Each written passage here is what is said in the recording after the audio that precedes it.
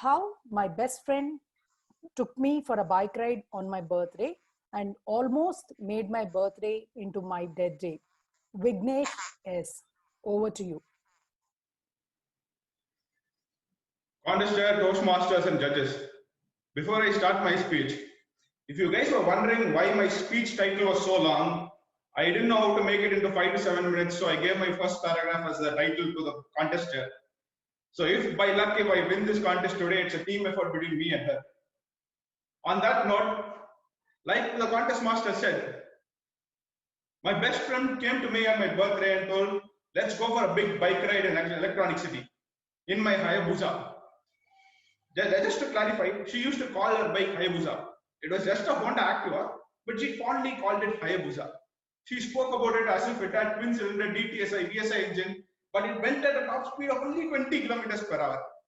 When she turned the rev, it used to roar like a lion, but used to bounce like a tortoise.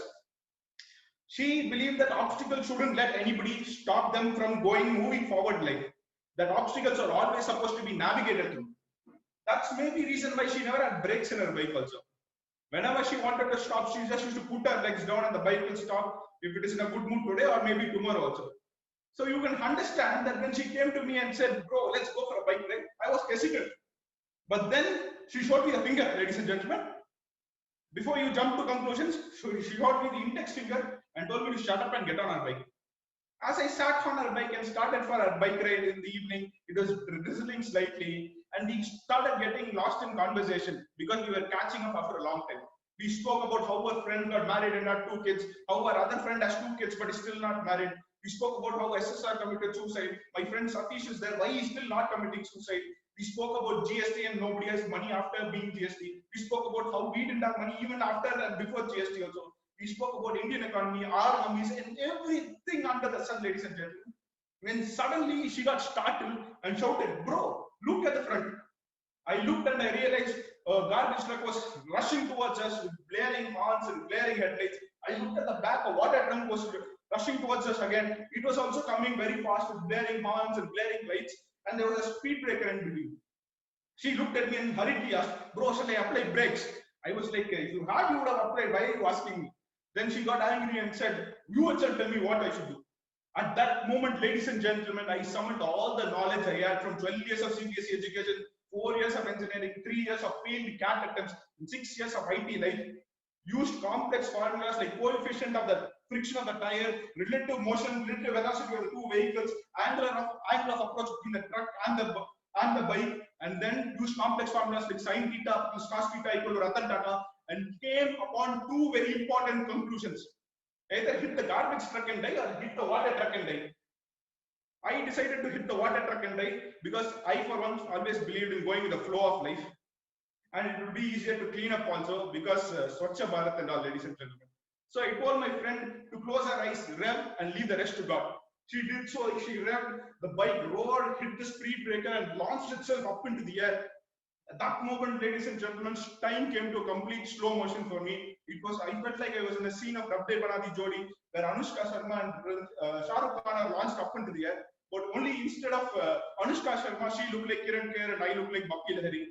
But I'm trusting you, I'm not lying, gentlemen. When I looked to that right in mid-air in that slow motion, I could see the lorry driver shouting, I could see her shouting. To my left, I saw a series of frames of images of a boy who's becoming fatter with each image. Then I realized it was my life, it was flashing in front of my eyes. I looked up, all my entire family, dead members are there. They're all watching. My grandma is saying, come, my time is come. I told her respectfully, wait a minute for 5 minutes, slow motion is going on, I'll finish this and come right to you. Then I thought of all the deities in my life, prayed to my most 2 favorite deities, Lord Nityananda and Baba Ramdev, closed my eyes. And ladies and gentlemen, you won't believe it, the most amazing thing happened. All the 3 Newton's laws of motion were defined. Only the 4th law of motion prevailed. Loose motion never happens in slow motion. We landed safely. Nobody was hurt except me. I was hurt. But rest of the people who mattered weren't hurt at all.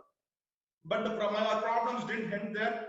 We got down, we were all safely. The lorry drivers had landed safely. But they were very angry, ladies and gentlemen. Both of them got down from their respective lorries, started coming towards us for a fight. This is where I have my friend as a superpower, which I've always envied about her for a long time. So whenever she gets into trouble at public or in her office, she has the superpower that she uses to get out of it.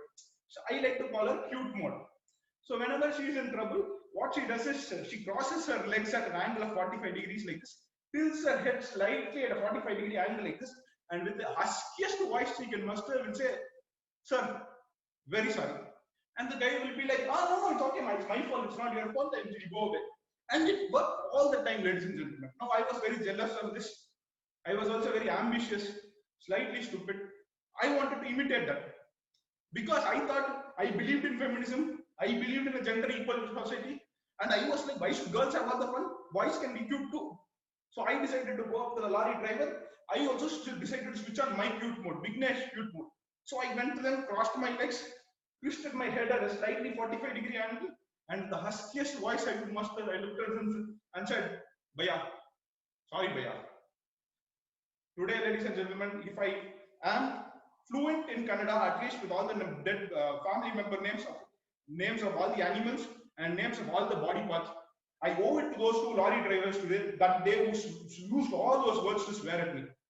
Finally, they finished their anger and they concluded it by showing me the finger again, ladies and gentlemen.